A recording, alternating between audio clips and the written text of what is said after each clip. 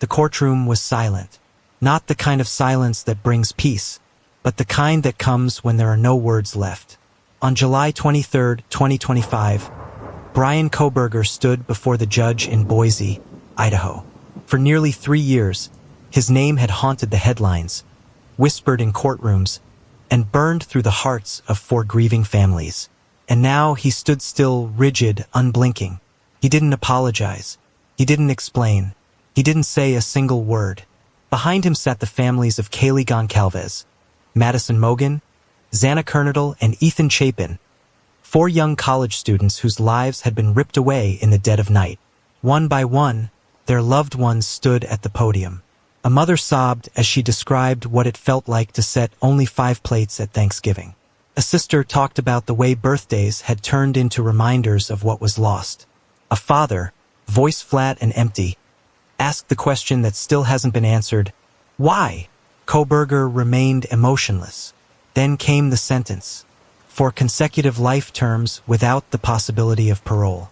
10 more years for felony burglary. The gavel dropped, and with it a moment of finality. But the truth? For the families, for the town of Moscow, for a nation that followed every detail of this case, that moment didn't bring peace. It brought weight and silence. Before we unpack what really happened that night, from the investigation to the evidence and the man who thought he could outsmart it all, take a second to support this case. If you believe stories like this deserve to be told, like this video, share, subscribe to the channel, and turn on the notification bell. Because when we speak their names, we keep their stories alive. It started on a cold Sunday morning, November 13th, 2022. In a quiet rental home just steps away from the University of Idaho, for students had gone to sleep after a normal night out. Kaylee and Maddie had spent the night downtown at a local bar, laughing, texting, posting pictures. Xana and Ethan had just returned from a fraternity party, still wrapped up in that early college kind of love. The house on 1122 King Road wasn't new to noise or visitors. But by the next morning, it would be the site of one of the most horrific crime scenes the state had ever seen. When police arrived just before noon, responding to a 911 call about an unconscious person, they found something far worse. The bodies of Kaylee, Maddie, Xana, and Ethan, stabbed to death in their beds. Some had defensive wounds. Others were described as nearly unrecognizable. There was no sign of forced entry, no broken windows, no screams had been heard. 2 roommates were in the house at the time. Somehow they survived. The community of Moscow, Idaho, didn't know what to do with itself. The university shut down. Students packed bags and went home. Parents drove in from other states, scared to leave their children behind. The town hadn't seen a murder in 7 years. Now 4 lives were gone, and there were no suspects, no arrests, and no clear motive. But the investigators were already working. At the crime scene, detectives found a single critical piece of evidence, a tan leather knife sheath, partially tucked under Kaylee's body. On it, a snap button, and under that button, DNA. It would take weeks for the public to learn that the sample had been uploaded to a genetic genealogy database. Behind the scenes, authorities were quietly building their case. Surveillance cameras in the area caught a white Hyundai Elantra circling the neighborhood multiple times between 3:30 and 4:20 a.m. Cell tower data matched the car's movements. The driver had been in the area before, 12 times according to records, and that DNA on the sheath? It matched a man named Bryan Christopher Kohberger, a PhD student in criminology at Washington State University, just a 10-minute drive across the state line. He was quiet, intelligent, some said arrogant. Others said he gave off an uncomfortable vibe. He had studied serial killers, written papers on how criminals think. But no one expected him to become the subject of his own thesis. On December 30th, 2022, just as the year ended, FBI agents arrested Kohberger at his parents' home in Pennsylvania. He was extradited back to Idaho. When he walked into the courtroom for the first time, the world watched. He wore no expression. He showed no reaction. He pleaded not guilty. For nearly 2 years, legal teams argued motions, redacted documents, and prepared for a high-profile death penalty trial. The families braced themselves for what would come. The public held its breath. But then, in July 2025, Kohberger changed his plea to guilty. No trial, no cross-examinations, no testimony, just a deal to avoid the death penalty. And with that, the sentencing was scheduled. What followed wasn't just a legal procedure. It was a raw, brutal confrontation between pain and silence. At sentencing, new information was made public. Xana had been awake during the attack. She fought back. Her phone was still in her hand when she died. One roommate reportedly saw a masked man walking through the house and locked herself in her room. The killer didn't touch her. Some said she was too shocked to react. Others wondered why she hadn't called sooner. But who among us knows how we'd react in terror? The knife sheath was Kohberger's. His DNA was on it. His phone records, his car, his behavior, they all aligned. But the most haunting part? No one can say why. There was no connection between Kohberger and the victims. No shared classes. No past arguments. No messages. Nothing. He had visited the area multiple times, but never spoken to them. And then, in a decision that divided the families, the university demolished the King Road house in December 2023. Some believed it was necessary to heal. Others felt it erased a crucial piece of evidence, something that still might have spoken if we had listened longer. Now, with Kohberger behind bars for life, the case is legally over. But what it leaves behind is something much deeper. The fear of randomness. The question of whether you're ever truly safe in your own bed. The quiet reality that evil doesn't always knock. It sometimes just walks in. And Bryan Kohberger? He never said a word. What do you think was the real reason behind the murders? Was it about control, curiosity, or something even darker? And do you think we'll ever really know? The road to Bryan Kohberger's guilty plea was long, complicated, and tense. A slow-motion chess game between prosecutors who wanted justice and defense attorneys who were fighting for their client's life. From the moment he was extradited to Idaho in January 2023, one question hung over everything. Would this case end in the death penalty? In the beginning, the state made its position clear. The murders of 4 University of Idaho students, Kaylee, Madison, Xana Kernadle, and Ethan Chapin, met every condition for capital punishment. For victims, premeditation, extreme cruelty, the kind of aggravating factors Idaho law reserves for its harshest sentence. Prosecutors told the court they were prepared to pursue death. And for months, that possibility lingered like a shadow over every hearing. Kohberger's defense team knew that from the start. Their strategy was survival. In the earliest filings, they began to shape a narrative meant to spare his life, if not his reputation. They argued that he was on the autism spectrum, that he lacked the emotional awareness typical defendants possessed, and that this neurodevelopmental condition should weigh heavily against imposing a death sentence. His attorneys referenced Supreme Court precedent, cases that prohibited executing people with intellectual or developmental disabilities. But in Idaho, the courts were unmoved. Autism wasn't enough to stop capital prosecution. The judge ruled that unless they could prove cognitive impairment, the state could still seek death. Throughout 2023 and 2024, the case inched forward. Pretrial motions filled the docket. The defense sought to suppress cell phone data, challenged the genetic genealogy methods that identified Kohberger's DNA from a knife sheath, and even questioned whether police mishandled evidence. Every motion was a brick in the wall they were trying to build. A delay, a test, a small chance to weaken the state's foundation. But prosecutors pushed back just as hard. They had the DNA, the Hyundai Elantra footage, the phone records showing him circling the victim's house in the early morning hours. The evidence was solid, layered, and deeply incriminating. Forensic experts were ready to testify. Analysts traced his phone activity before, during, and after the murders. The data was chilling. He'd been in the area a dozen times before that night, almost as if he'd been watching them.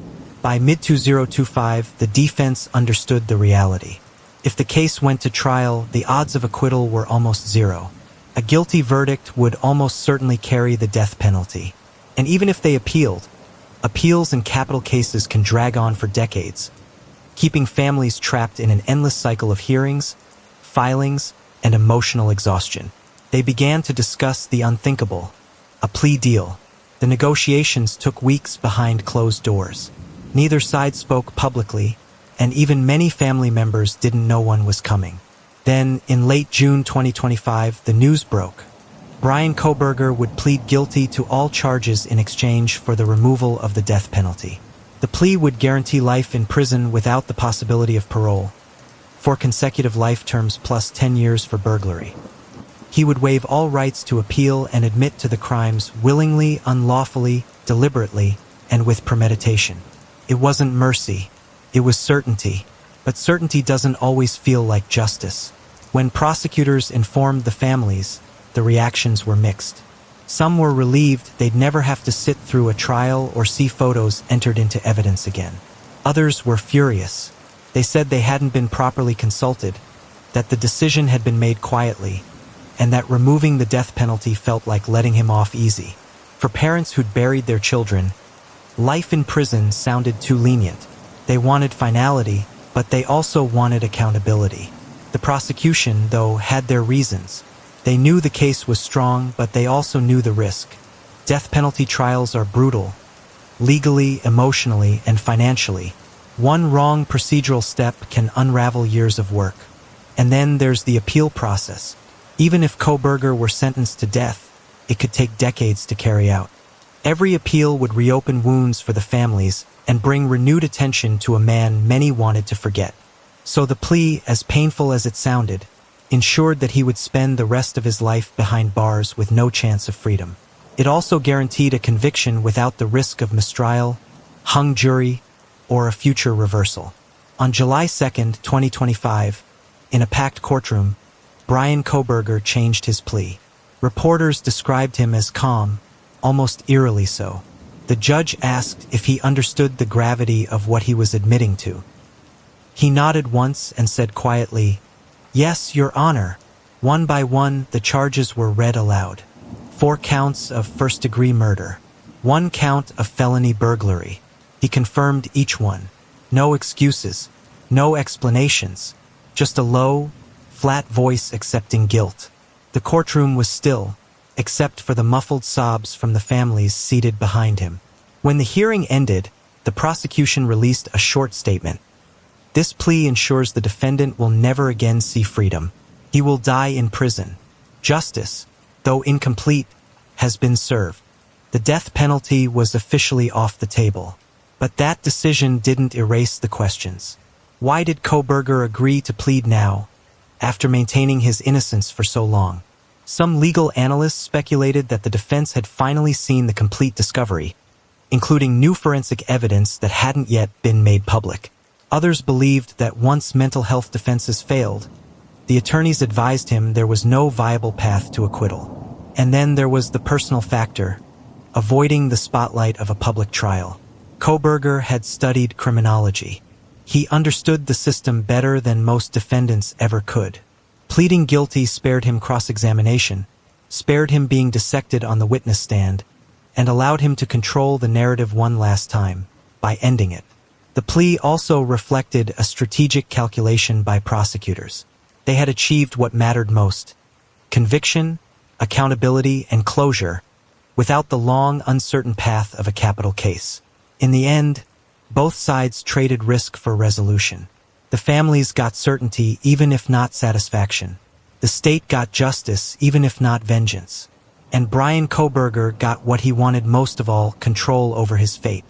3 weeks later, on July 23, 2025, he stood before the judge for sentencing. No remorse, no words, just silence. The courtroom listened as the sentence was read. For life terms, served consecutively. 10 additional years for burglary. The judge looked directly at him and said, "You will die in prison." And with that, the story shifted from prosecution to legacy, from crime to consequence. For legal observers, the plea deal was the inevitable end to a case built on overwhelming evidence. But for the families, it was a quiet kind of grief, the kind that doesn't fade because it never really ends. They left court that day knowing the man who took everything from them would live out his life behind concrete walls. But the questions, the motives, the why, would never be answered. Justice was delivered, But peace? That's something different. What do you think? Was the plea deal the right decision? Should he have faced a jury and the death penalty? Or was this the best way to close one of America's darkest college town tragedies? On July 2nd, 2025, in a courtroom packed with press, victims' families, and silent tension, Bryan Kohberger stood up and did what many never expected. He said the word, guilty. It was quiet, formal, controlled. He admitted to the murders of Kaylee Goncalves, Madison Mogan, Xana Kernadle, and Ethan Chapin, 4 students whose lives had been stolen in the early hours of November 13, 2022. He also admitted to felony burglary for unlawfully entering the home with the intent to kill. No excuses, no explanations, just a legal confirmation that he was the one who had done it. In return, the state agreed to remove the death penalty from the table. The plea deal required that he serve 4 consecutive life sentences without the possibility of parole, 1 for each life taken. An additional 10 years was added for the burglary charge. But more than just time, the agreement came with very specific, very final terms. There would be no appeals, no motions for reconsideration, no request for sentence reduction. He was barred from ever challenging the conviction or seeking any form of leniency from any court ever again. The document signed that day guaranteed one outcome only, that Bryan Kohberger would die in prison. And yet, for all its finality, the plea deal wasn't met with universal relief. It was controversial from the moment it was announced. Not because it lacked legal merit, but because it lacked something else, closure. Some family members supported the deal. They had waited too long, lived through too many nightmares. They didn't want to hear more about their children's last moments in a courtroom. They didn't want to endure a death penalty trial, which could have taken months, even years, and left them with open wounds instead of resolution. But others felt differently. They weren't told in advance. The deal was negotiated privately between prosecutors and Kohberger's defense team, then presented to the families as a final decision. To them, it felt rushed, like justice was being traded for convenience. Some believed Kohberger deserved to face a jury, to be sentenced to death if found guilty. They didn't want to see him spared. They wanted the ultimate punishment for the ultimate crime.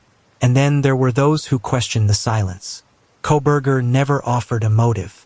He didn't answer questions. He didn't apologize. His lawyers didn't explain what pushed him to kill. The plea gave the state a conviction, but it gave the public no insight into why 4 lives were stolen that night. That, too, was part of the controversy. A trial would have put everything on the table, evidence, motive, perhaps even remorse. But with a plea, the details remained sealed in legal filings and redacted reports. Some legal experts defended the deal as practical. Idaho rarely carries out executions. Appeals in capital cases can stretch for decades, and there's no guarantee of a death sentence, even with overwhelming evidence. Prosecutors made the calculation. Lock him away forever, close the case, and protect the families from further trauma. In cold legal terms, it made sense. But in emotional terms, justice isn't always logical. For those who've followed other high-profile cases, the Kohberger plea drew comparisons.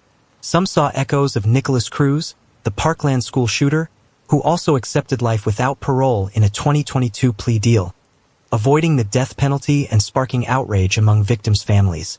Others referenced Joseph James DeAngelo, the Golden State Killer, who in 2020 confessed to multiple murders and rapes in exchange for life sentences, ending decades of legal ambiguity but sparing him death.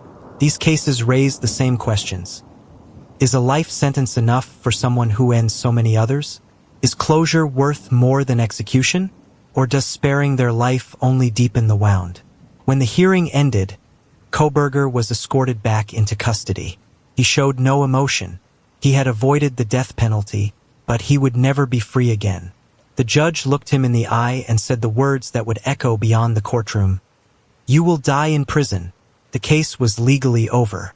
But for the families, the survivors, and the people of Moscow, Idaho, the loss remains a permanent sentence of its own. What do you think? Was the plea deal the right outcome for this case? Or should justice have taken a different path?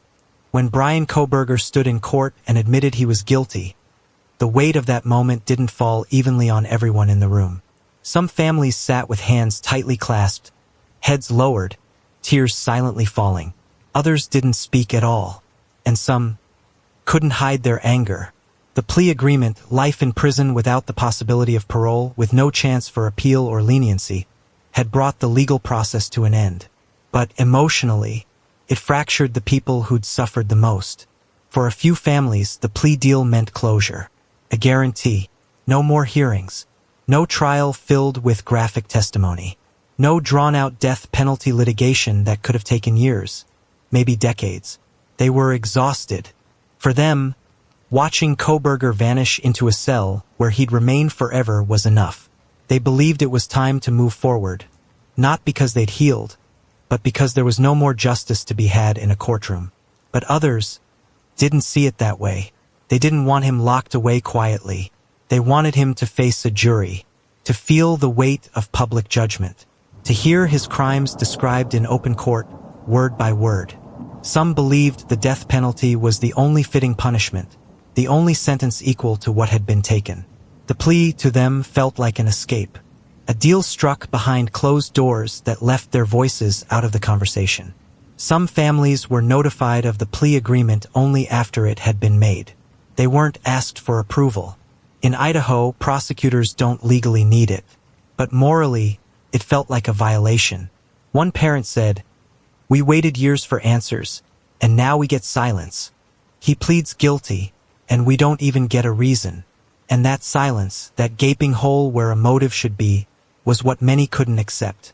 Kohberger never explained why. He didn't offer a statement, didn't apologize. He stood in court, confirmed the facts, and said nothing more. No trial meant no cross-examination, no confession, no deeper truth, just paperwork. So while justice was technically served, the pain didn't fade. And for the families on opposite sides of the emotional spectrum, that difference created quiet tension, a split in how healing was supposed to look. This wasn't just a legal outcome. It was a moral dilemma. What matters more? Guaranteed justice? Or the maximum punishment possible? Some say it's better to have him locked away for life with no chance of release, no appeal, no escape, because death penalty cases can fall apart on technicalities. Because death is final and juries are human. Because the appeals process can trap families in grief for decades. But others argue that sparing him was a betrayal, that some crimes demand the ultimate penalty, that if this wasn't a death penalty case, what is? And then there's the emotional cost of never having answers, of knowing the case is closed, but the questions are still wide open, of sitting in a courtroom where a man says, "guilty," and never once says why. In Moscow, Idaho, the small town where this horror unfolded, the plea deal stirred mixed feelings. Some residents were relieved the case was over. The media attention, the reporters, the floodlights on their quiet streets. They wanted their town back, but others felt it was unfinished. A house was demolished. A trial never happened. A killer was never questioned on the stand. And the scars, even invisible ones, remain. Outside the courthouse, one man held a sign that said, "Justice without truth is not justice." Inside, a mother clutched a picture of her daughter and said, "We still don't know why." That's what lingers after a plea. Not doubt, the evidence was overwhelming. But absence. An emptiness where answers should be. And maybe that's the hardest part. What about you? Do you believe the plea deal was the best way to protect the families? Or do you think Bryan Kohberger should have faced a jury and the possibility of death? If you want to follow the rest of this story, share, subscribe now, hit the notification bell. When we remember the victims, we speak louder than the silence left behind. The courtroom was full, packed wall to wall with faces that had aged through grief. Victims' parents, siblings, classmates, law enforcement, press. 2.5 years had passed since the murders, but the pain in that room felt fresh. On July 23, 2025, Bryan Kohberger appeared before the judge in Boise, Idaho, for what would be his final day in open court. Cameras were rolling. The entire hearing was streamed live across national networks. A 2.5-hour window into a moment the victims' families had waited nearly 3 years to see. But justice, as many learned that day, doesn't feel like triumph. It feels like endurance. Kohberger was led into the room in an orange jumpsuit, shackled at the wrists. He sat expressionless beside his legal team, not looking at the gallery, not acknowledging the rows of eyes trained on him. No family of his own in the courtroom, no emotion, just stillness. And when the judge later asked him if he wished to speak before sentencing, he simply said, "I respectfully decline." That would be the only thing he said all morning. But the room was far from quiet. One by one, the people who'd lost everything rose and spoke. Victim impact statements delivered not for the court record, but for the hearts still bleeding behind it. Dylan Mortensen, one of the two surviving roommates, broke her silence for the first time. Her voice trembled. She said she still sees his face in her dreams, still checks under her bed, still jumps at every unexpected sound. Because of him, she said, for beautiful, genuine, compassionate people were taken from this world for no reason. And then, looking directly at Kohberger, she added, "You are a hollow vessel, something less than human, a body without empathy or remorse." The room went silent. Her words hung in the air like fog. Bethany Funk's statement was read aloud by a family friend. She couldn't face the court. In it, she described the constant guilt, not for anything she did wrong, but for surviving. She said every day feels like she's watching a slow-motion nightmare she can't wake up from. Her statement didn't mention Kohberger by name, only referred to the evil that walked through our door. She said she'll never feel safe again. Then the parents stepped forward. Stacy Chapin, Ethan's mother, stood beside her husband. Her voice was firm, but the emotion broke through anyway. "Ethan was joy," she said. "He was the one who made breakfast on Sunday mornings, who texted us good night even at college." She talked about birthdays that now go uncelebrated, about an empty seat in the family SUV. "You didn't just kill him," she said. "You took the light out of our home." Then came Steve Goncalves, Kaylee's father. If there was ever a moment when heartbreak turned into fire, it was then. He didn't hold back. He turned directly toward Kohberger and said, "You thought you were going to outsmart everyone. You thought this town would be quiet. But today, you're the one who sits there powerless. Today, you picked the wrong family. You picked the wrong state. You picked the wrong police officers. You picked the wrong community." The room stirred. Kohberger didn't flinch. And then, in a moment that would go viral within hours, Olivia Goncalves, Kaylee's sister, took the stand. She didn't cry. She didn't falter. Her words were knives. "Sit up straight when I talk to you," she told him. "You're not profound. You're not smart. You're not special. You're pathetic." She called him a coward, a monster who wanted to study killers because he could never become anything else. She said, "If you hadn't caught them in their sleep, Kaylee would have kicked your ass. And you know it." A few gasps echoed. Some clapped. The judge asked for order. But it didn't matter. Olivia's words had already landed. And Kohberger? He didn't blink. He looked forward, stone-faced. No anger. No reaction. Just nothing. Other parents followed. Each one describing lives that had been shattered, futures that had vanished, and birthdays now remembered in cemeteries. A mother said she hadn't slept in 2 years. A brother said he still texts his sister's phone, just to feel close. But it was the silence from Kohberger that became its own kind of violence. After hearing over a dozen people speak, survivors, siblings, parents, when asked if he had anything to say, he simply shook his head and said, "I respectfully decline. No apology, no explanation, no words at all." And on his desk, observers noticed something strange. A single piece of paper with a hand-drawn black heart, scribbled in dark pen. The meaning unclear. The intention, if there was one, unexplained. It only added to the sense that this man was disconnected from everything around him. When the statements ended, the courtroom took a long breath. Judge Stephen Hippler began his remarks slowly, carefully. He called the murders horrific and senseless. He said Kohberger showed a level of cruelty that defied understanding. And then he delivered the sentence. For consecutive life terms without the possibility of parole, plus 10 years for burglary. No appeals. No leniency. No escape. You will die in prison, the judge told him, and you will never be heard from again. The courtroom didn't erupt in cheers. It didn't need to, because justice in that moment wasn't loud. It was final. Outside, the streets of Boise were lined with cameras and microphones. Across the country, viewers had watched the live stream, gripped by the rawness of what they'd just seen. Not a spectacle, not drama, just real people grieving, fighting to reclaim their voice.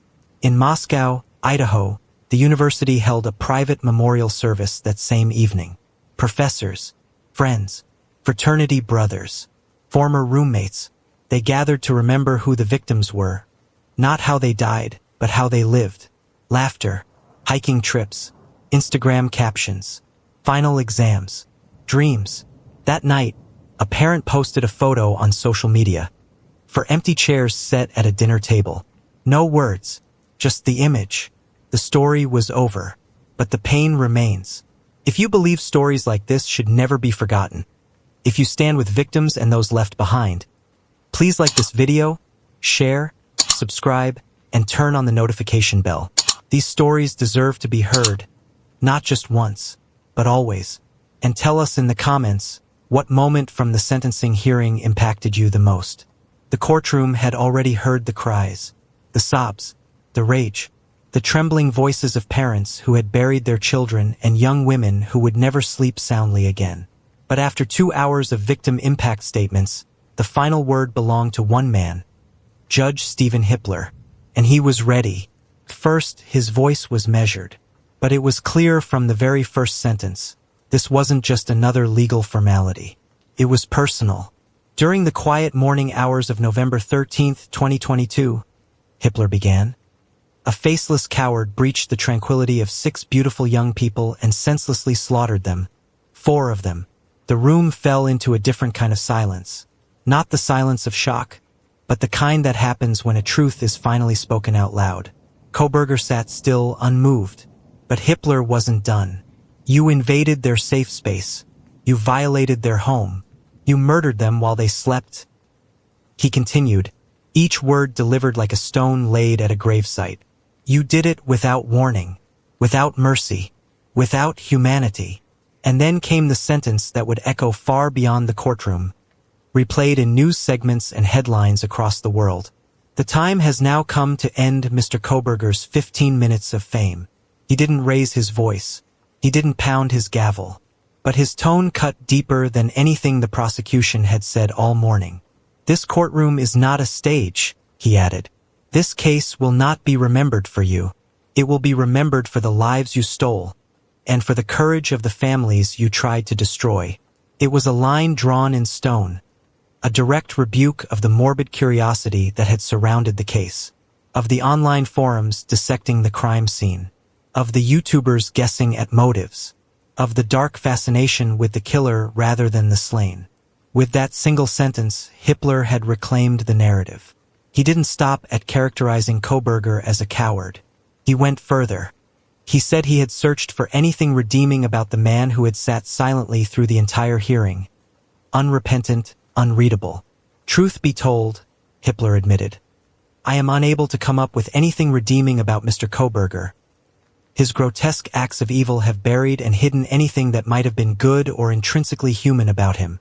This wasn't just judicial language. This was a message to Kohberger, to the families, to the media, and to anyone watching with twisted interest. He said the plea deal, which guaranteed life without parole and barred all appeals, was final. But it wasn't enough to simply lock Kohberger away. Hippler wanted to erase the stage he had imagined for himself. Mr. Kohberger will never again be free, he stated. He will not be heard from. He will not be celebrated. He will not be studied. That last line mattered, because Kohberger, a PhD student in criminology, had studied the criminal mind, had written papers about how criminals felt during their acts, had distributed surveys asking ex-cons about their thoughts and feelings during violent crimes. And now, in front of the world, a judge was telling him, you are not a case study. You are not a thesis. You are not exceptional. You are done. What made Judge Hippler's words resonate wasn't just what he said, but how he said it. This wasn't a typical sentencing monologue. It wasn't clinical. He wept. He paused. His voice cracked. He called the crime the most senseless, horrific case I have ever presided over. And in a legal system that often avoids emotion, his rawness was deliberate. Hitler understood the weight of the moment. His courtroom wasn't just delivering justice, it was delivering a verdict on how we, as a society, respond to evil. Legal analysts noted the rare balance he struck: judicial control and personal empathy. On one hand, he was the voice of the court, ensuring the sentence was applied lawfully, noting that Kohberger had waived his rights, accepted his guilt, and would never appeal. But on the other, he stood as a father, a community member, and a human being. He used the bench not just to punish, but to speak for the silenced. He told the families their children's names would outlast the horror. He said the community of Moscow had shown a level of resilience that should inspire the nation. And then, looking directly at Kohberger, he said, "You wanted control, but now you have none. You will leave this courtroom, and the world will move on without you." It was more than a rebuke. It was a funeral for notoriety. And still, Kohberger said nothing. He stared straight ahead. He didn't flinch when the gavel came down. He didn't blink when the sentence was read. 4 consecutive life sentences without the possibility of parole. An additional 10 years for burglary. Permanent silence. No path forward. No second chance. And with that, Judge Hitler ended not just a legal case, but the attention, the name, the illusion of infamy. For the families, it didn't erase their pain. But it gave them one thing they hadn't had in almost 3 years. A full and final condemnation of the man who took everything from them. For the town of Moscow, it was closure. Not healing, not yet, but closure. And for the rest of us, it was a reminder. Justice doesn't just come from sentencing. Sometimes it comes from saying the one thing a killer never expects to hear. You don't matter anymore. What did you think of Judge Hitler's words? Do you believe this kind of emotional rebuke belongs in a courtroom? Or should judges stay neutral? Let us know in the comments. If you're following this story and want to make sure the victims are never forgotten, hit like, share, subscribe to the channel, and turn on the notification bell. Because when we remember their names, we take power back from those who tried to silence them. We know who did it. We know when. We know how. But we still don't know why. On the morning of November 13th, 2022, 4 University of Idaho students were brutally stabbed to death while they slept in their off-campus rental house in Moscow. And now, nearly 3 years later, after a confession, a plea deal, and a life sentence without parole, the question that lingers like a shadow over this entire case is the one that still has no answer. Why did Bryan Kohberger do it?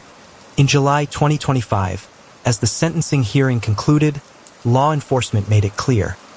Despite one of the most detailed digital, forensic, and behavioral investigations in recent memory, they had not found a motive. There was no clear connection between Kohberger and his victims. No messages. No relationship. No digital footprint linking him to the 4 murdered students: Kaylee Goncalves, Madison Mogan, Xana Kernadal, and Ethan Chapin, or the 2 surviving roommates. According to Idaho State Police investigators, they analyzed phone data, GPS tracking, social media accounts, browser history, text messages, school records, and behavioral patterns. They interviewed hundreds of people, followed digital leads across apps and servers, and dug into every possible point of overlap between Kohberger and the victims. And yet, nothing. No DMs. No Tinder matches. No shared classes. No campus events attended together. No sightings at the same parties or locations. No signs of stalking in person. Even Bryan's online presence, so often a source of crucial insight in modern criminal cases, revealed no clear link to the students or their house. This absence made the case different from the start. Most crimes, especially those involving multiple victims, come with a thread, a history, a grudge, an obsession, a trigger. But this one seemed to appear out of nowhere. And with Kohberger refusing to speak publicly, and his plea agreement not requiring any admission of motive, the why was left hanging in the air. In that vacuum, speculation flooded in. There were theories that Kohberger had become obsessed with one of the women, Kaylee or Madison, after seeing them online. Some speculated he had eaten at a restaurant where one of them worked and became fixated. Others claimed he had messaged one of the victims several times on Instagram and was ignored. But those messages, while rumored, were never publicly confirmed. There were darker theories, too, that he acted out of a twisted desire for recognition, or that he wanted to commit a perfect crime and analyze it from the inside like a real-life criminology experiment. And perhaps the most unsettling theory of all, that there was no reason at all. That Kohberger selected the house and its occupants not because of who they were, but because of where they lived. Because it was accessible. Because the lights were on. Because he could.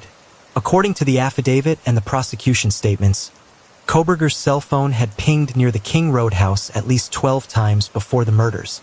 Some pings were late at night. Others were during the day. Police believe he was surveilling the area, driving past, watching. Was he choosing his victims? Was he building courage? Was he just waiting for the right night? We don't know. Even during the sentencing hearing, when families poured their hearts out and survivors bravely shared their pain, Kohberger said nothing. When given the chance to speak, to offer any explanation, apology, or even a sentence, he simply said, "I respectfully decline." That silence wasn't just frustrating. It was devastating. Because while the legal system doesn't require a motive to convict, families need one to grieve. Friends need one to move forward. A community needs one to heal. Without a motive, the fear lingers. The idea that a stranger could come into your life, unannounced, unprovoked, and destroy everything, and then never explain it. Never even tell you why. The legal answer is clear. Motive is not a required element for first-degree murder convictions in Idaho. The state had DNA evidence, surveillance footage, phone records, and, ultimately, a confession. That was enough. The law closed the case. But for everyone else, the survivors, the parents, the neighbors, the country watching, the emotional case is far from closed. It's not just about justice. It's about sense-making, about trying to find meaning in something meaningless. And when someone commits such a horrific act without offering any reason, it leaves a void. An echo chamber of what-ifs and maybes and late-night questions that never get answered. Kaylee Goncalves' father, Steve, said it best. "We know who did this, but we don't know why. And that hurts more than anything. There's a kind of psychological trauma that comes from not knowing. From having your life shattered and being forced to live with the reality that there may never be a reason. No closure, no explanation, no justice that feels complete." Investigators have said they remain open to any new leads that may surface. Kohberger's electronic devices are still being analyzed. His writings, including journal entries and digital files, remain sealed in evidence. It's possible someday we'll learn more. But as of now, the official stance is this. There is no known motive. And in some ways, that may be the most haunting part of all. What do you think? Should motive be required in cases like this? Or is it enough that justice was served? Even if the why remains a mystery, let us know in the comments. After Bryan Kohberger was sentenced to 4 consecutive life sentences on July 23, 2025, the courtroom lights dimmed, the media trucks moved on, and for many, it seemed like the story had reached its end. But behind the scenes, a flood of sealed documents, held back for nearly 3 years, was finally released. And within them were not just dry facts or legal jargon, but deeply disturbing glimpses into the mind, movements, and obsessions of the man now known as the Idaho Killer. The Moscow Police Department and Idaho State Police opened public portals containing hundreds of pages of investigative files. These were the raw materials behind the prosecution, interviews, logs, jail records, behavioral observations, digital traces, and photos. It wasn't just a recap of what we already knew. These files shifted the narrative. They didn't solve the mystery of motive, but they revealed something just as chilling. A man who was unraveling long before the murders, and still spiraling after them. One of the first things that drew attention was Kohberger's bizarre behavior in jail.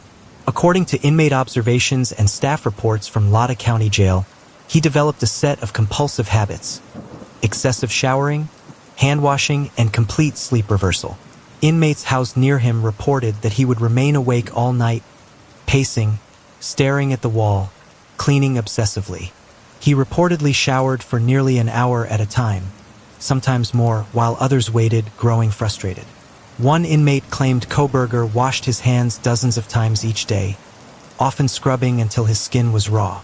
But it didn't stop there. He was described as aloof, robotic, and overly calculated. One inmate recalled an eerie interaction where Kohberger, unprovoked, turned and asked, "Did you say something about my mother?" even though no one had spoken to him at all. Another said he was intelligent, polite, and distant, and seemed far more interested in understanding jail routines and the rules of confinement than engaging with the reality of what he had done. Inmates said he never spoke about the crimes, never asked about the outside world, never showed fear. He simply existed, structured, silent, and detached. And this pattern wasn't new. The documents revealed that Kohberger exhibited similar behavior before his arrest.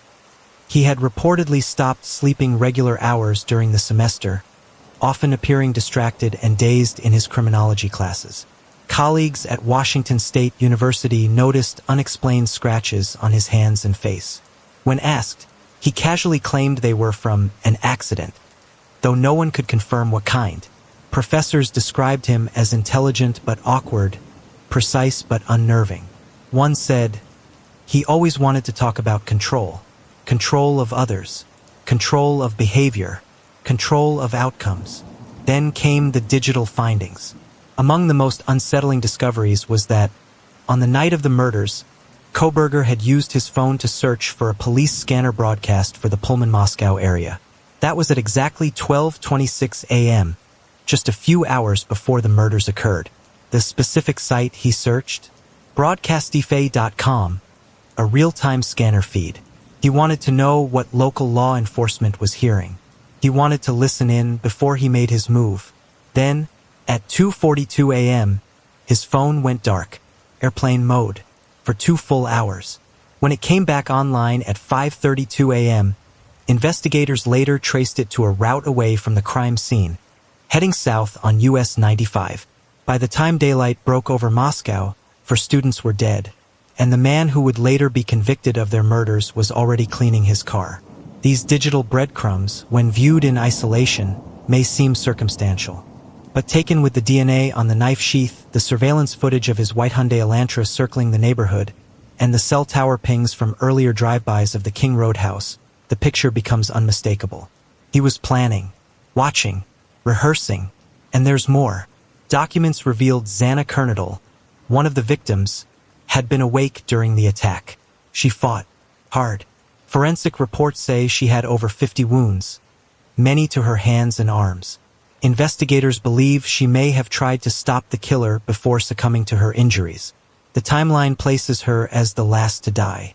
In her hand, police found a phone, open and used. She didn't have time. Kaylee Goncalves, another victim, was reportedly found with more than 30 wounds, including multiple to the face. One officer described the scene as unrecognizable. The knife sheath, left near her body, contained the DNA that ultimately led to Kohberger's arrest. But the documents show that wasn't all investigators had. They had digital evidence showing him driving in the area at least 12 separate times in the months leading up to the murders. Sometimes he parked nearby. Sometimes he simply circled. And yet, there was no direct interaction with the victims. Not one word, not one message. That, perhaps, is what still disturbs the most. Even now, with the evidence, the confession, and the sentence, we still don't know the motive. And the documents don't give us one either. They give us something more disturbing. A portrait of a man who didn't need one. A man who acted not out of passion or revenge or love, but maybe out of obsession, or theory, or impulse. They show us a man who knew the system so well, he almost became invisible in it. As a criminology PhD student, Kohberger was trained to understand how law enforcement works, how criminals behave, how evidence is used. And yet, for all that knowledge, he couldn't resist the urge to insert himself into the story. He left the sheath. He left the phone pattern. He watched the aftermath. And then he waited. These new documents also hint at how investigators worked behind the scenes to catch him. It wasn't luck. It was patience, digital forensics, Genetic genealogy. Quiet, methodical work that traced a single microscopic piece of DNA back to the Kohberger family tree, and then matched it to a man with a white car, a late-night drive habit, and a disturbing academic interest in murder. And that brings us to now. The documents don't just expand the case file. They expand our understanding of who Bryan Kohberger was and what he became. They show a man living a dual life, criminology scholar by day, predator by night. A man whose compulsion for control bled into every part of his routine. A man who plotted in silence, executed in darkness, and then walked back into the light as if nothing had happened. But the cracks were always there. The long showers, the sleepless nights, the scratches, the awkward silence, the fixation on police scanners, the DNA. Eventually, it all caught up to him. Which of these new revelations surprised you most? What does Kohberger's jail behavior say about his mental state? And does it change how you view this case? Share your thoughts in the comments below. It's over now. At least that's what the headlines say. After nearly 3 years of agony, speculation, and courtroom drama, Bryan Kohberger will spend the rest of his life behind bars, without the possibility of parole, appeal, or leniency. The legal machinery has stopped. The media circus has moved on. But for the families of the victims, the survivors, and the town of Moscow, Idaho, this is where the hardest part begins. When Kohberger entered that courtroom and agreed to the plea deal, it locked his fate. For consecutive life sentences without parole, plus 10 years for burglary. Unlike most high-profile killers who spend years, even decades, appealing their convictions, this outcome was absolute. No more hearings. No more media appearances. No retrials. He cannot change his mind or file new motions. For the justice system, it was finality. For the victims' families, it was something more complicated. Kohberger was transferred to the Idaho Maximum Security Institution shortly after sentencing. It's one of the most secure prisons in the state, a concrete fortress surrounded by high walls, razor wire, and floodlights. Inside, inmates like Kohberger are kept under close watch, often in administrative segregation. It's quiet, cold, and structured. A far cry from the chaos he caused in November 2022. Corrections officers say inmates like Kohberger are rarely seen by others. Meals are delivered through a slot in the door. Yard time, if given, is alone. Visits, if allowed at all, are supervised and limited. There is no internet, no phone privileges beyond legal counsel, and no social media presence to control or feed on. This is where notoriety goes to die. But outside those walls, life keeps moving. Slowly, awkwardly, and painfully. The surviving roommates, Dylan Mortensen and Bethany Funk, have largely disappeared from the public eye. Understandably so. The trauma of surviving such a brutal attack, of hearing it unfold from just steps away, is the kind of thing that reshapes your entire existence. Dylan's statement during sentencing, raw, shaking, filled with guilt and grief, offered a rare glimpse into her internal world. Bethany chose not to speak publicly, and few blame her. What they carry is invisible but heavy. Both young women have tried to rebuild. They've changed their majors, transferred schools, sought therapy.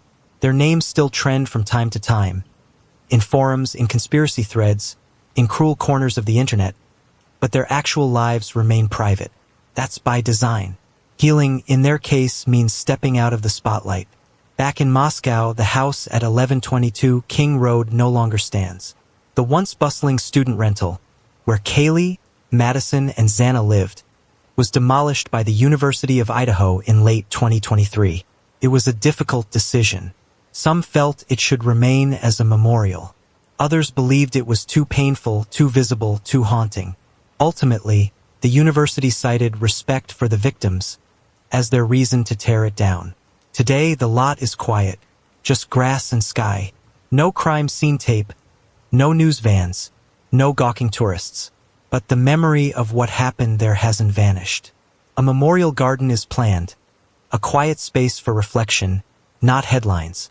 The University of Idaho itself has undergone changes too. Security was bolstered across campus. Counseling services were expanded. Professors became more flexible, and the student body more unified. What once felt like a small, sleepy college town now carries a scar, but also a strange kind of solidarity. They lost 4 of their own, and they haven't forgotten. Families of the victims continue to grieve in different ways. Some have launched foundations or scholarships in their child's name. Others, like Kaylee's parents, remain vocal, attending every hearing, pushing for transparency, and holding on to their daughter's memory with ferocious love. The Chapin family has asked for privacy, focusing instead on Ethan's legacy through kindness campaigns and community projects. For the general public, the Kohberger case is fading into the long line of true crime sagas. But for those who lived it, who heard the sirens that night, who lost someone they loved, who lay awake in fear for weeks, it doesn't end just because the trial did. There's no satisfying conclusion here. Justice, in this case, looks like a silent prison cell and 4 lives that can never be restored. The legal process is complete. The community is healing. But the questions, especially the ones that will never be answered, linger like echoes. And perhaps that's the hardest part. Knowing that some chapters end not with clarity, but with quiet. The courtroom is empty now. The judge has spoken. The families have wept. And the man whose name once filled headlines now sits alone in a cell, his face fading from daily news. But what lingers is everything else. The grief, the impact, and the legacy of 4 young lives lost far too soon. This case was never just about Bryan Kohberger.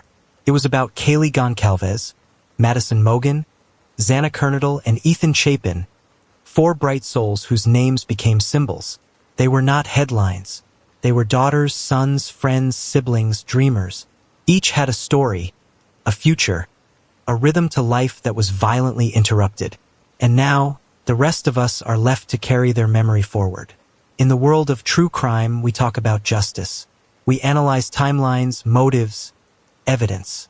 But justice in this case never felt simple.